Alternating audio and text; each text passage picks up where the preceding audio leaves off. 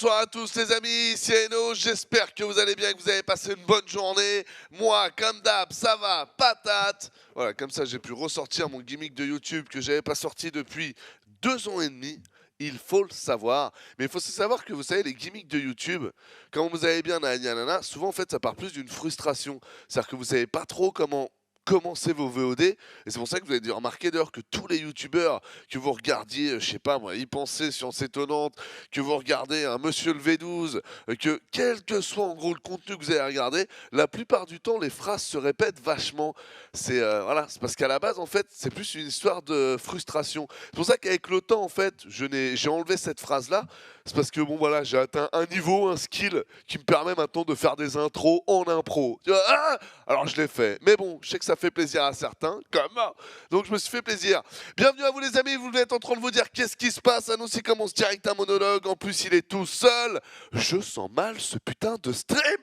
Ne vous inquiétez pas, il y a Ponfétude qui vont venir me rejoindre. Ils ont juste eu comment ça s'appelle? J'allais dire un empêchement, mais c'est pas tant un empêchement, c'est une obligation professionnelle qui s'est décantée ces dernières heures. Donc ils vont bientôt nous rejoindre. Bienvenue à vous. Vous savez que ce soir, on va faire du coup le qualifieur coréen de la Home Story Cup. Vous connaissez la Home Story Cup, c'est donc une compétition faite par Take TV qui souvent est fait dans l'appartement. Ah merde, et là j'ai oublié son blaze évidemment au mec. C'est pas Grayson, c'est. Ah mince, vous savez, un grand brun avec une tête de beau gosse. Tu me diras, j'ai qu'à aller sur le chat, parce que je sais que sur le chat, vous allez m'aider, mes amis.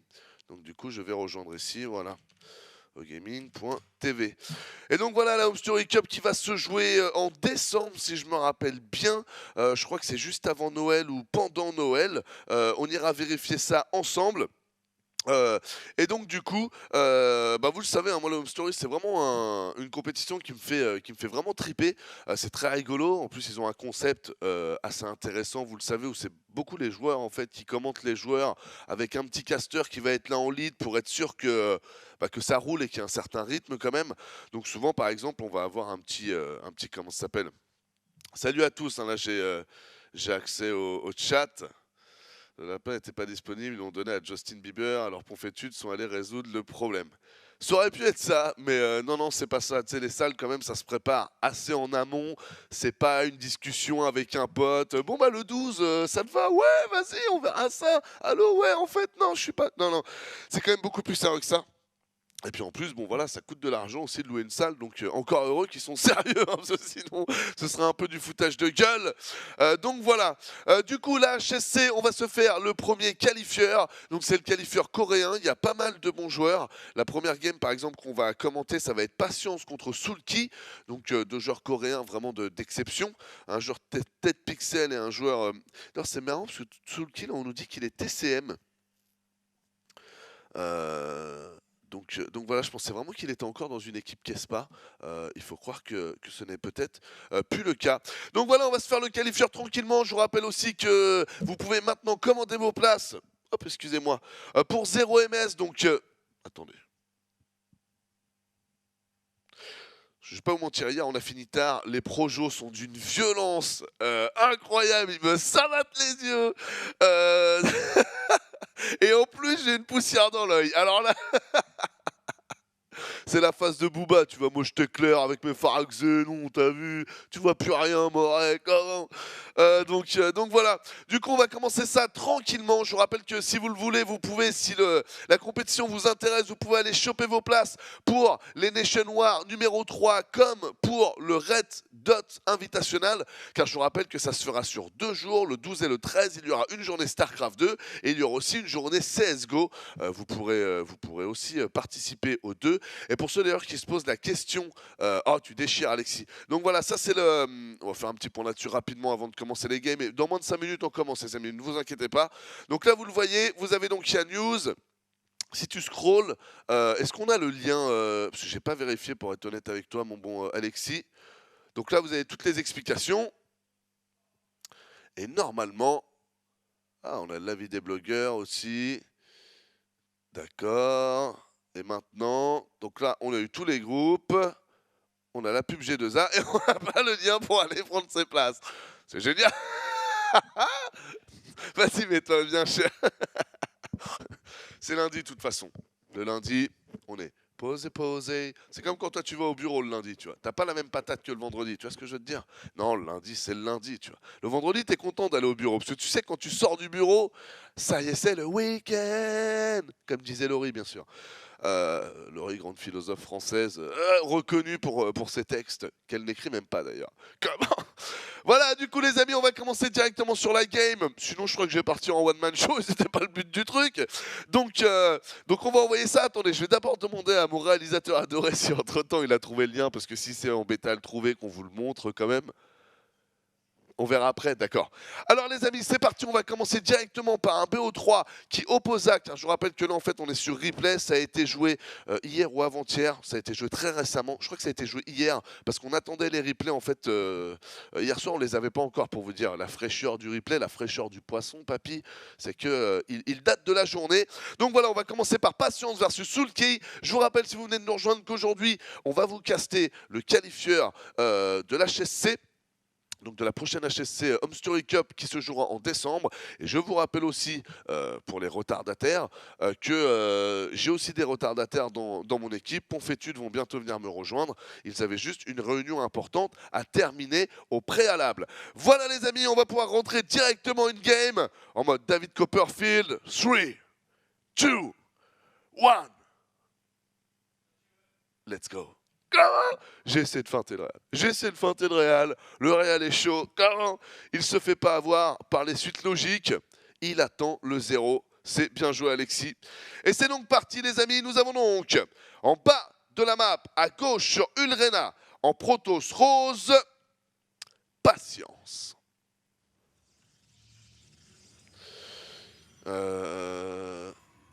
Tu veux que je te montre le son du jeu dans le jeu, poulet? À mon avis, attends, je vais te faire ça, parce que moi je l'entends très peu, et de mémoire on est sur le setup, voilà. Et le setup à la maison, moi je joue avec 8%. Et 8%... Oula, attends. Ça, ouais, ça a validé, c'est bon Mackay. Si tu peux juste me monter un peu dans le casque, ce serait nickel mon petit Alexis. Et donc c'est parti les amis, en bas à gauche de la map, nous avions donc Patience, vous l'avez vu, qui est en Protoss rose. Et on va présenter le deuxième joueur, qui est en haut à gauche de la map, en zergue bleu. Pour la team TSM, il s'agit de Soulkey. I am Soulkey, son of the keys. Et c'est parti les amis. Alors, on est sur Ulrena, premier point qu'on va pouvoir regarder. On peut noter aussi que Patience est allé scouter. Il a vu qu'il n'y avait pas de B2, donc là il a déjà une bonne information.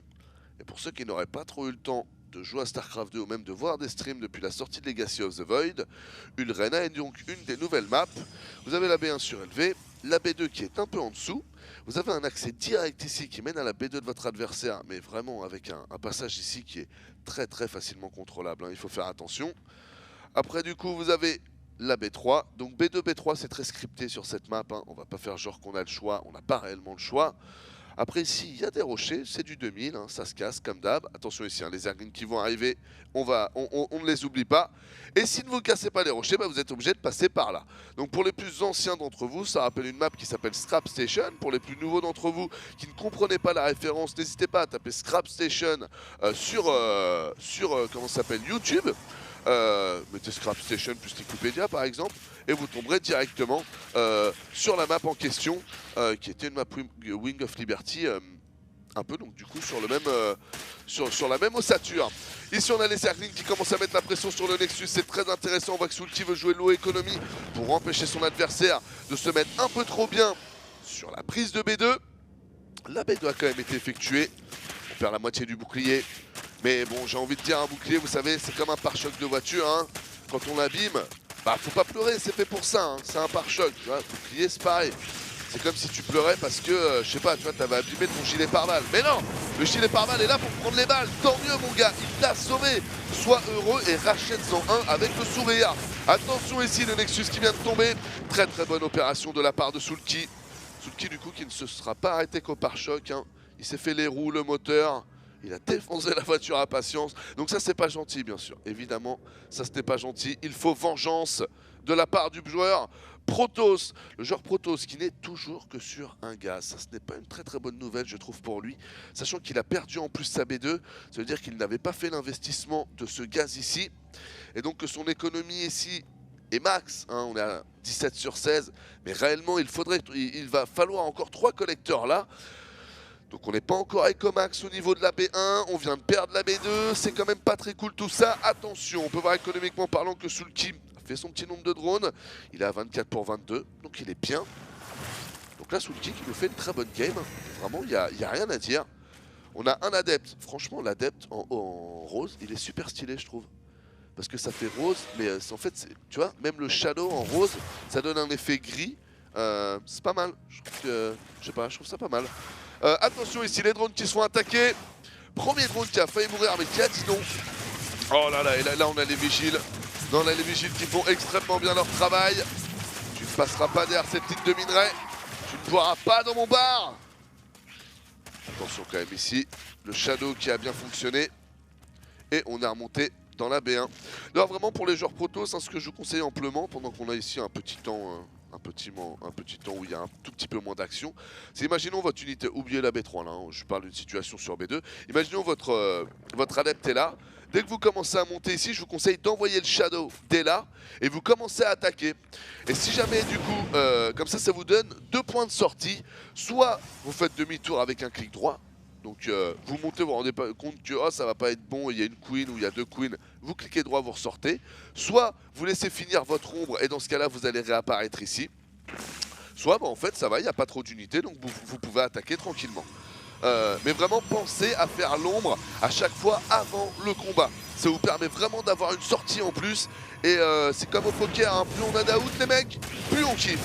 Attention ici, l'assimilateur qui est en train d'être attaqué par ces chers petits zerglings. Belle défense de patience, même si encore une fois, vous voyez, ça c'est censé être une unité d'attaque. Et là il est obligé de se servir de cet oracle là pour défendre les zerglings. Ce qui veut dire que c'est vu, on a le sport qui va arriver sur la B3. Donc on se retrouve avec un oracle qui malheureusement ne devrait pas faire beaucoup de dégâts. Parce qu'il est bien trop vu et bien trop anticipé. Voilà, pour ceux qui se demandaient qu'est-ce qu'il y a au fond de l'infini, bah il y a un mur vert les mecs, voilà, et on peut plus passer. Non mais faut le savoir, quelque part dans l'univers, ce mur vert existe. Attention, les petits zerglings ici qui vont repartir. On est sur une tentative de pause de B3 là, j'ai l'impression, hein, pour Patience qui est totalement dominé dans cette partie. On va faire un petit contrôle X d'ailleurs, vous allez voir, ce sera beaucoup plus lisible le tab ici, les assets qui sont là. Double oracle ici, on va faire un point. Est-ce que j'ai pas raté trop de kills? 4 et 3, non. Tout est plutôt bon. 4 zerglings ici qui sont partis à droite. On part sur un petit Void Ray. J'aime beaucoup de la part de Patience. Et on continue à maintenir l'impression avec ces oracles. On va voir un peu en termes de vision qu'est-ce qu'il a pu choper. Ok, bon, je vous montre quand même les prises de drone. Parce qu'au final, il en prend. Hein. Quand on a 2 oracles, en fait, il faut bien comprendre qu'on est 2 fois plus résistant. On peut encaisser 2 fois plus de coups. Ce qui signifie qu'on a 2 fois plus de sustain. Et donc, on peut faire 2 fois plus de kills. C'est comment dire, bah, c'est tout ce qui est par exemple intéressant quand on joue MMO par exemple, c'est qu'on pourrait se dire bah non, faut tout de suite faut maxer les dégâts. Non, il n'y a pas que les dégâts qui vont pouvoir vous permettre de faire des dégâts en plus. Des fois en rajoutant de l'armure, vous allez pouvoir faire des dégâts en plus, des fois en rajoutant autre chose. C'est tout ce qui fait bah, comment dire, c'est tout ce qui fait que Dota 2 par exemple et League of Legends sont passionnants, c'est qu'il faut faire les bons choix et que les choix ne sont pas forcément écrits dans le marbre comme un chemin tracé. Tous les chemins mènent à Rome, ça signifie qu'il y en a beaucoup. À toi de prendre le bon à l'instant T. Le Void ici qui continue à attaquer. Ouh, déjà 3 kills quand même, ça c'est un bon Void. Hein. Non, ça c'est un Void de qualité. Ce Void mériterait une petite médaille du mérite. Vu que maintenant, de toute façon, on la donne même au comique et à Mimimati, j'ai envie de dire, bon, si on la donne pas à ce Void, c'est vraiment qu'on ait le disrespect le plus total. Je suis désolé les amis, il faut juste que j'enlève un truc. Parce que ça me rend ouf. Voilà, c'est ça. Ok, là, on va pouvoir faire quelque chose de carré. Du coup, les Void ici qui vont se redécaler. Patience, on sort pas trop mal. Vous pouvez le voir, ça avait quand même coûté cher de la part de Sulky d'aller mettre sa pression au début. Donc il a bien retardé son adversaire, mais il n'avait pas tant de drones que ça, lui. Quand il avait sa troisième hatch, il n'avait pas l'équivalent de 70 drones. Maintenant que Patience a son troisième Nexus, Sulky a lui l'équivalent. Bon, 75 drones c'est beaucoup, hein, c'est plus que l'équivalent de 3 bases. Hein. Il va même pouvoir la mettre au gaz tranquillement sur B4 et compagnie. Mais ce que je veux dire par là, c'est que à partir du moment où vous arrivez à être sur 3 bases, quand votre adversaire est sur 3 bases, tout va bien. Vous avez sensiblement exactement la même économie. Vous voyez que là, bon, c'est à peu près le cas. Il se prend 300 en minerai. C'est à cause de cette. Et maintenant, cette B4 ne mine pas encore. Donc ça, c'est la B1 qui ne doit plus avoir de carré de minerai. Ouais, vous voyez là on est à 14 sur 14, ici on est à 13 sur 10.